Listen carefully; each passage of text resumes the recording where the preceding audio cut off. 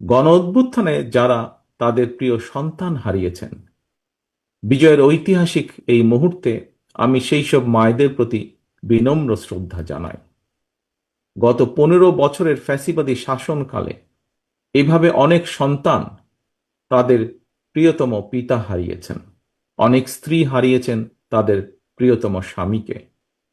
গুম খুন অপহরণ করে অসংখ্য মায়ের বুক খালি করে দেওয়া হয়েছে। আপনাদের সন্তান স্বজনদের শহীদী মৃত্যু আর ত্যাগ তিতিক্ষায় 5ই আগস্ট আরেকটি বিজয় দেখেছে বাংলাদেশ। শহীদ পরিবারের সম্মানিত সদস্যগণ, 24-এর গণ অভ্যুত্থানে আপনার প্রিয়জন দেশের জন্য, দেশের মানুষের জন্য, গণতন্ত্রের জন্য নিজের জীবন উৎসর্গ করেছেন।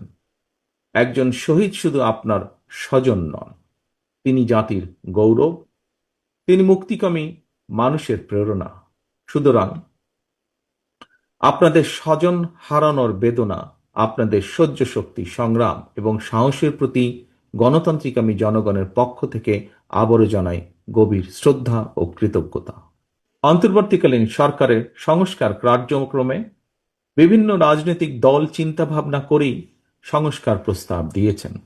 আমি দৃঢ়ভাবে বিশ্বাস করি, দেশ এবং জনগণের কল্যাণে প্রতিটি রাজনৈতিক দলই যার যার বিবেচনায় উত্তম প্রস্তাবটাই উপস্থাপন করেছেন। তবে প্রস্তাব ভালো হলেও সকল প্রস্তাব বাংলাদেশের প্রেক্ষাপটে বা বর্তমান প্রেক্ষাপটে বাংলাদেশের জন্য উপযোগী কিনা সেটি বিবেচনা করার জন্য আপনাদেরকে আমি বিনীত আহ্বান জানাব। কোনো কোনো রাজনৈতিক দল সংখ্যানুপাতিক নির্বাচনী ব্যবস্থার দাবি তুলেছেন।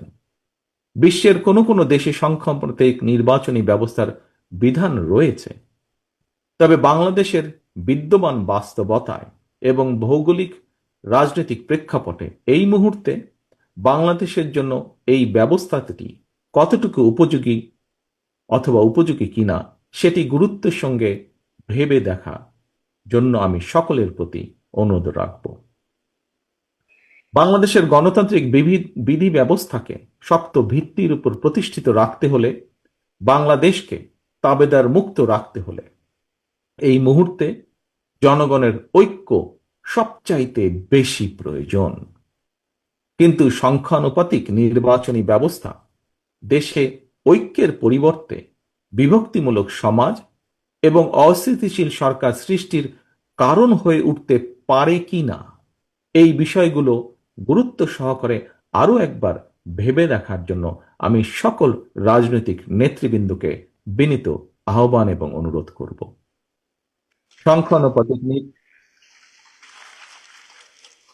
সংখ্যানুপাতিক নির্বাচনী ব্যবস্থার আড়ালে পুনরায় দেশের রাজনীতিতে নিজেদের অজান্তেই পতিত পরাজিত পলাতক ফ্যাসিস্ট অপশক্তির পুনর্বাসনের পথ সুগম করে দেওয়া হচ্ছে কিনা, এই বিষয়টিও আমাদের প্রত্যেকের অত্যন্ত সিরিয়াসলি ভাবা দরকার। আমি মনে করি নিত্য নতুন ইস্যু যদি আমরা সামনে নিয়ে আসতে থাকি, এর সুযোগে ষড়যন্ত্রকারীরা আবারও মাথা চাড়া দেওয়ার সুযোগ পাবে। গণতান্ত্রিক রাজনৈতিক দলের প্রিয় সহকর্মীবৃন্দ, অন্তর্বর্তীকালীন সরকারের পক্ষে জনগণের প্রতিদিনের সমস্যা সমাধান লাঘব করা সম্ভব নয়। জনগণের সমস্যা সম্ভাবনার কথা তাদের কাছে পৌঁছানোরও তেমন কোনো মাধ্যম নেই রাজনৈতিক দলগুলোর যেমন থাকে। সুতরাং সংস্কারের ইস্যু নিয়ে আমরা যদি অন্তর্বর্তীকালীন সরকারকে ব্যস্ত রাখি, তাহলে হয়তো বা সেটি জনগণকে তাদের রাজনৈতিক এবং অর্থনৈতিক অধিকার থেকে বঞ্চিত রাখতে পারে। যেসব বীর সন্তানেরা বাংলাদেশের জন্য অকাতরে জীবন বিলিয়ে দিয়েছেন, যেসব মানুষগুলো চোখ হারিয়ে চিরতরে অন্ধ হয়ে গিয়েছেন, হাত পা অঙ্গ প্রত্যঙ্গ হারিয়ে পঙ্গুত্ব বরণ করেছেন, মাসের পর মাস বাধ্য হয়ে হাসপাতালে চিকিৎসাধীন রয়েছেন, তাদের এই আত্মত্যাগকে বিবেচনায় নিয়ে আমি বিএনপি সহ বাংলাদেশের প্রতিটি গণতান্ত্রিক রাজনৈতিক দলের নেতা কর্মী এবং সমর্থক শুভাকাঙ্ক্ষীদের দৃষ্টি আকর্ষণ করে একটি আহ্বান জানিয়ে বলতে চাই, আসুন আমরা যিনি যার ইচ্ছা মতন শর্তের তালিকা না বাড়িয়ে শহীদদের চেতনায় বাংলাদেশকে উপলব্ধি করি। চোখ হারানো যোদ্ধার অন্তর্দৃষ্টি দিয়ে বাংলাদেশকে দেখার চেষ্টা করি।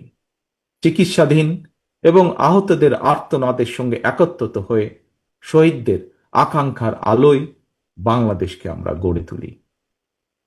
প্রিয় সম্মানিত অতিথিবৃন্দ, প্রিয় উপস্থিতিবৃন্দ, রাজনৈতিক আমন্ত্রিত নেতৃবৃন্দ, প্রতিশোধ প্রতিহিংসা নয়, শহীদদের কাঙ্ক্ষিত বাংলাদেশ প্রতিষ্ঠার জন্য শুরু হোক আলোর প্রতিযোগিতা, শুরু হোক ভালোর প্রতিযোগিতা। ফ্যাসিবাদদের অন্ধকার থেকে মুক্ত হয়ে গণতন্ত্রের আলোয় ফিরুক বাংলাদেশ। আমি আবারও আল্লাহর দরবারে সকল শহীদদের আত্মার মাগফিরাত কামনা করছি। চিকিৎসাধীন এবং আহতদের দ্রুত আরোগ্য কামনা করছি। গণ অভ্যুত্থানের বছর পূর্তির মাসব্যাপী অনুষ্ঠানের আজ শুভ উদ্বোধন হলো। মাসব্যাপী আমাদের আরো কর্মসূচি রয়েছে। এই সকল কর্মসূচিগুলো সুন্দরভাবে সফলভাবে অনুষ্ঠিত হোক সেই কামনা করে অনুষ্ঠানের উদ্বোধন ঘোষণা করছি।